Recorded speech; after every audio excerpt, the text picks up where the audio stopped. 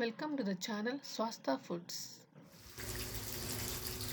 Hi everyone, നമ്മൾ ഉണ്ടാക്കാൻ പോകുന്നത് ഫിഷ് ഫ്രൈ ആണ്. വളരെ ടേസ്റ്റി ആയിട്ടുള്ള ഫിഷ് ഫ്രൈ എങ്ങനെ ഉണ്ടാക്കാമെന്ന് നോക്കാം. അതിനു വേണ്ടിയിട്ട് ഞാനിവിടെ 4 ഫിഷ് എടുത്തിട്ടുണ്ട്. നല്ലോണം ക്ലീൻ ചെയ്ത് എടുത്ത് വെച്ചിട്ടുണ്ട്. ഇത് നമുക്ക് ഇങ്ങനെ ഒന്ന് വരഞ്ഞു കൊടുക്കാം. ഇതിൽ മസാലയൊക്കെ പിടിക്കാൻ വേണ്ടിയിട്ട് നമുക്കിങ്ങനെ ഒന്ന് വരഞ്ഞു കൊടുക്കാം.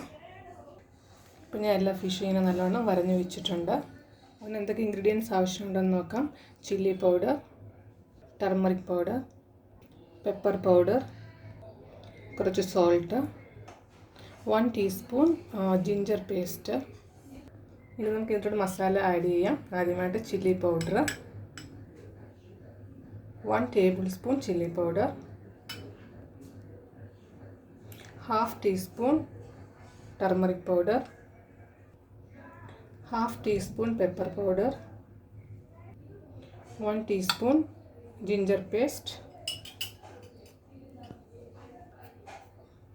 ഇനി ആവശ്യത്തിന് ഉപ്പിടാം.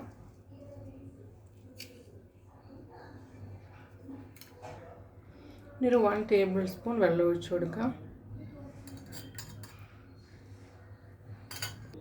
ഇനി നമുക്ക് മസാല ഇട്ടോട്ട് നല്ലോണം തേച്ച് പിടിപ്പിക്കാം.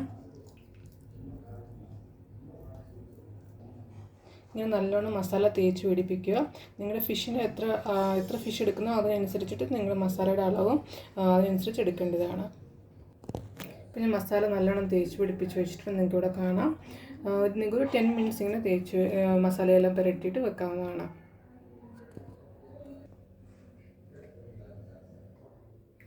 ഇപ്പം നമ്മുടെ മസാല നല്ലോണം ഫിഷിൽ പിടിച്ചിട്ടുണ്ട്. ഇനി നമുക്ക് ഫ്രൈ ചെയ്തെടുക്കാം.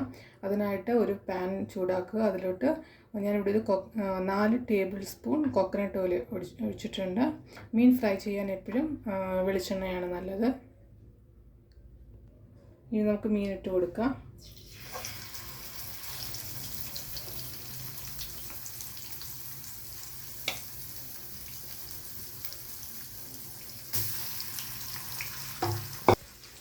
ഒരു ലോ ടു മീഡിയം ഫ്ലെയിം വെച്ചിട്ട് നമുക്കിങ്ങനെ അത് ഫ്രൈ ചെയ്തെടുക്കാം.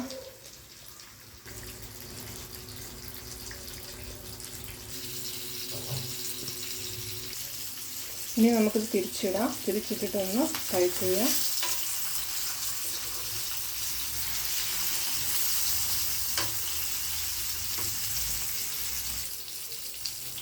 ഇപ്പം നമ്മുടെ ഫിഷ് ഫ്രൈ റെഡി ആയിട്ടുണ്ട്. അപ്പോൾ ഒരു പ്ലേറ്റിൽ ഒരു ടിഷ്യൂ പേപ്പർ വെച്ചിട്ട് നമുക്ക് അതിനകത്തോട്ട് എടുക്കാം.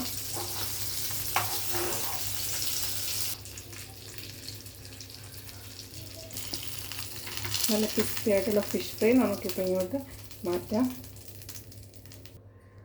ഇപ്പം നിങ്ങൾക്ക് കാണാം ഡെലീഷ്യസ് ആയിട്ടുള്ള ഫിഷ് ഫ്രൈ റെഡി ആയിട്ടുണ്ട്.